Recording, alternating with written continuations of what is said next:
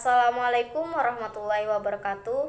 Perkenalkan, nama saya Neti Carmela Zahra, NIM 193040303139. Saya mahasiswa dari Universitas Palangkaraya, Fakultas Ekonomi dan Bisnis, jurusan Akuntansi. Di sini, saya akan menceritakan kembali inti kasus dari sebuah film yang berjudul The Unshredded Truth About Enron 2003 dan menganalisis mengenai bagaimana etika dan karakter tokoh-tokoh utama pada film tersebut, bagaimana kasus tersebut bisa terjadi, bagaimana solusi akhir dari kasus tersebut, dan apa kesimpulan akhir tentang bagaimana etika profesi akuntan yang ideal sehingga kasus serupa seperti Enron tidak terjadi lagi.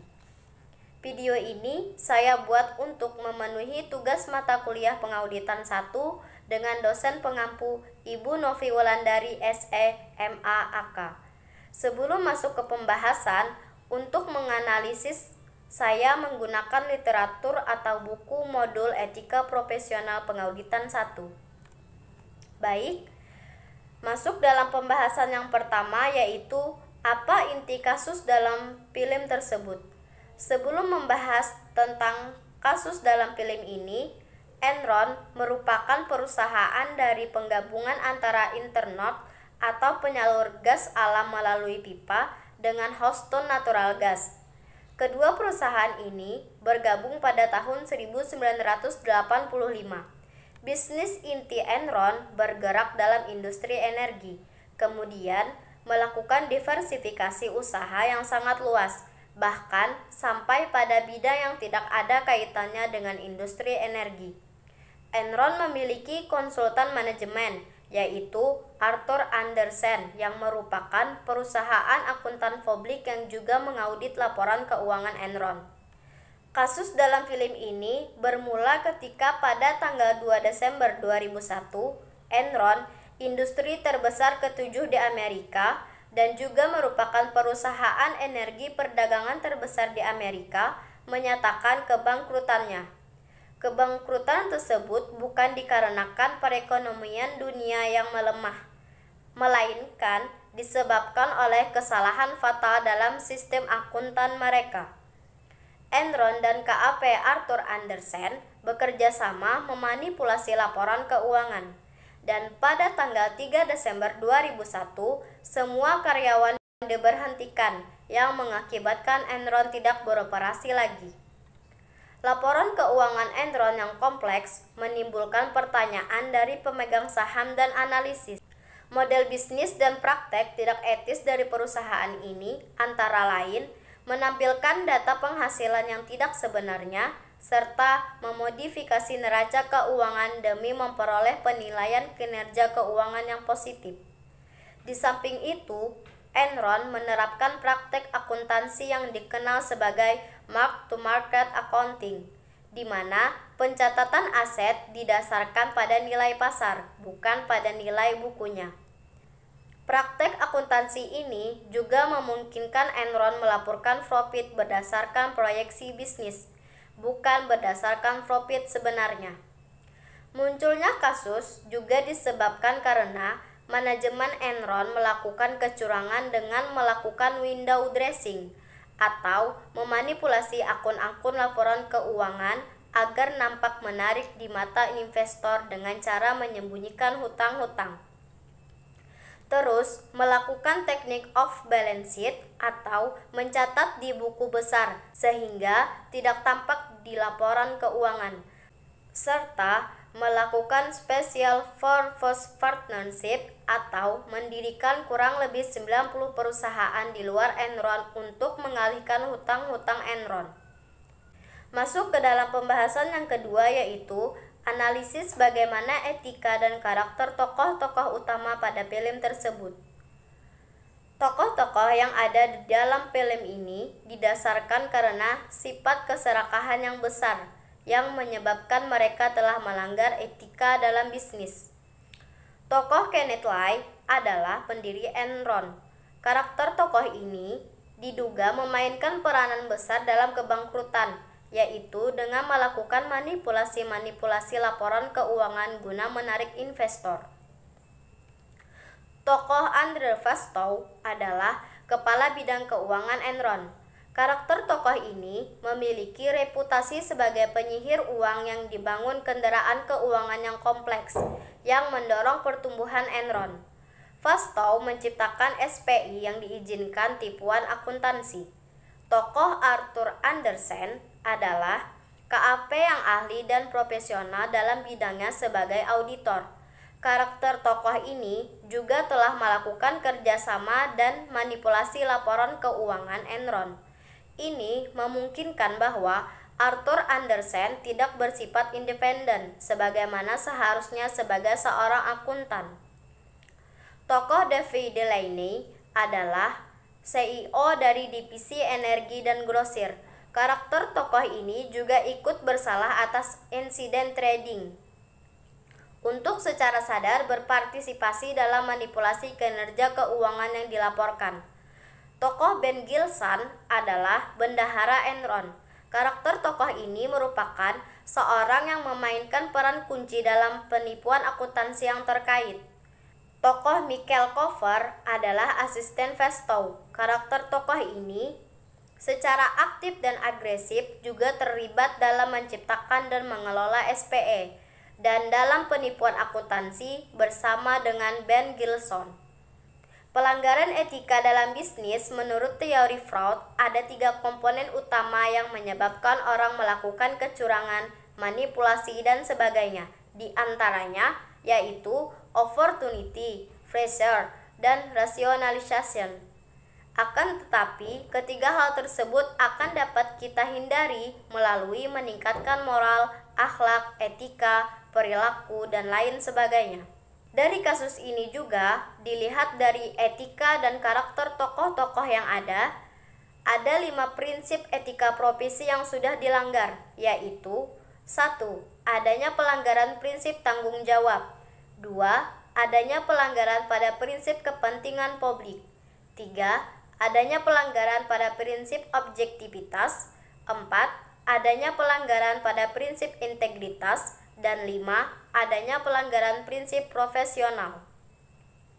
Masuk dalam pembahasan yang ketiga, yaitu bagaimana kasus tersebut bisa terjadi. Kasus ini bisa terjadi dikarenakan beberapa faktor. Yang pertama, jual beli bisnis dan pasar ke pasar akuntansi. Faktor yang kedua yaitu spesial tujuan entitas.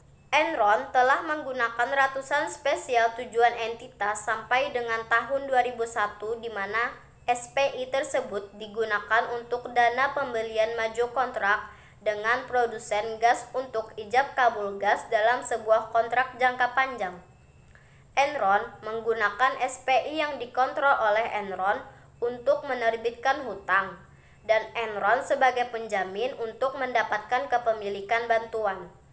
Transaksi tersebut telah diatur begitu rupa, jadi Enron tidak harus mengkonsolidasi persendian usaha tersebut pada laporan keuangannya. Faktor yang ketiga yaitu penghindaran pajak. Secara umum, 4 strategi yang digunakan Enron dalam transaksi terstruktur untuk menciptakan laba dalam laporan keuangan tersebut adalah 1. Duplikasi kerugian ekonomi tunggal atau mengurangi kerugian yang sama sebanyak 2 kali. 2. Pergeseran dari DPP 1 set tidak tersusutkan atau tidak kena pajak menjadi suatu 1 set tersusutkan atau kena pajak. 3. Timbulnya biaya pemotongan pajak untuk pembayaran pokok. 4. Timbulnya biaya jasa bagi peserta yang memberikan bantuan untuk wajib pajak lain. Faktor yang keempat yaitu budaya perusahaan. Banyak karyawan Enron mengetahui tentang kurang integritas dalam transaksi SPE, tetapi hanya sedikit karyawan yang berani maju untuk melaporkannya, dan Dewan Direktur Enron tidak mendengar keluhan mereka. Kekurangan integritas pada budaya Enron berada dalam taraf yang tidak cukup. Faktor yang kelima yaitu kegagalan fungsi Dewan Kekar. Dewan Direktur beroperasi di bawah undang-undang yang membebankan tugas fidusia untuk mereka bertindak dengan itikat baik, sewajarnya, dan dalam kepentingan terbaik dari perusahaan dan pemegang saham. Dewan Direktur Enron tidak menjalankan tugas fidusia. Mereka hanya bertindak demi kepentingan perusahaan, bukan pemegang saham. Penyebab lain dari kasus ini juga dikarenakan 1. Masalah kepentingan pemegang saham mayoritas dan manajemen transaksi dengan pihak beberapa perusahaan afiliasi. 2. Pemberian opsi saham yang masif tidak hanya kepada karyawan kunci, bahkan komite audit, karyawan biasa, serta program pensiun karyawan dengan memperoleh opsi saham perusahaan. 3. Penjualan saham dalam skala besar oleh pihak orang dalam. Masuk ke dalam pembahasan yang keempat, yaitu bagaimana solusi dan akhir dari kasus tersebut. Solusi dan akhir dari kasus ini ketika antara Desember 2001 dan April 2002 mengadakan audiensi terkait kasus Enron dengan adanya pengesahan Sarbanes-Oxley pada 30 Juli 2002. Undang-undang ini hampir merupakan gambaran cermin dari Enron, yaitu kegagalan tata kelola perusahaan yang dirasakan perusahaan secara virtual cocok untuk poin dalam ketentuan pokok undang-undang. Ketentuan utama Sarbanes-Oxley termasuk 1. Pembentukan Dewan Pengawas Akuntansi Perusahaan Publik untuk mengembangkan standar penyusunan laporan audit. 2. Larangan perusahaan akuntan publik untuk memberikan jasa non-auditing pada saat mengaudit. 3. Pembatasan masa partner audit, yaitu selama 7 tahun. 4. Keharusan auditor untuk memberikan opini terhadap keadaan SPI. 5. Ketentuan independensi anggota komite audit eksekutif yang diminta untuk menandatangani laporan keuangan. 6. Pelaporan bonus eksekutif tertentu dalam hal penyajian kembali keuangan. 7. Pengungkapan keuangan yang diperluas dari hubungan perusahaan dengan entitas yang tidak terkonsolidasi. Masuk ke dalam pembahasan yang kelima, yaitu kesimpulan akhir yang berisi tentang mengenai bagaimana etika profesi akuntan yang ideal sehingga kasus serupa seperti Enron tidak terjadi lagi. Kode etik profesi dalam sebuah perusahaan harus dibuat untuk menopang praktek yang sehat, bebas dari kecurangan. Kode etik mengatur anggotanya dan menjelaskan hal apa yang baik dan tidak baik, mana yang boleh dan yang tidak boleh dilakukan sebagai anggota profesi, baik dalam yang berhubungan dengan kolega, klien, publik, dan karyawan sendiri. Moral dan etika dalam dunia bisnis juga sangat diperlukan. Apabila moral merupakan sesuatu yang mendorong orang untuk melakukan kebaikan, sedangkan etika bertindak sebagai rambu-rambu yang merupakan kesepakatan secara rela dari semua anggota suatu kelompok. Dunia bisnis yang bermoral akan mampu mengembangkan etika yang menjamin kegiatan bisnis yang seimbang, selaras, dan serasi. Etika sebagai rambu-rambu dalam suatu kelompok masyarakat akan dapat membimbing dan mengingatkan anggotanya kepada suatu tindakan yang terpuji, yang harus selalu dipatuhi dan dilaksanakan. Dalam menciptakan etika bisnis, ada beberapa hal yang perlu diperhatikan, antara lain 1. Pengendalian diri. Artinya, pelaku-pelaku bisnis dan pihak yang terkait mampu mengendalikan diri mereka masing-masing untuk tidak memperoleh ataupun dari siapapun dalam bentuk apapun. 2. Pengembangan tanggung jawab sosial. Pelaku bisnis di sini dituntut untuk peduli dengan keadaan masyarakat, bukan hanya dalam bentuk uang dengan jalan memberikan sumbangan, melainkan lebih kompleks lagi. 3. Mempertahankan jati diri dan tidak mudah untuk terombang-ambing oleh pesatnya perkembangan informasi dan teknologi. Informasi dan teknologi di sini harus dimanfaatkan untuk meningkatkan kepedulian bagi golongan yang lemah dan tidak kehilangan budaya yang dimiliki akibat transformasi informasi dan teknologi. 4. Menciptakan persaingan yang sehat. Persaingan dalam dunia bisnis perlu untuk meningkatkan efisiensi dan kualitas, tetapi persaingan tersebut tidak mematikan yang lemah dan sebaliknya. 5. Menerapkan konsep pembangunan berkelanjutan.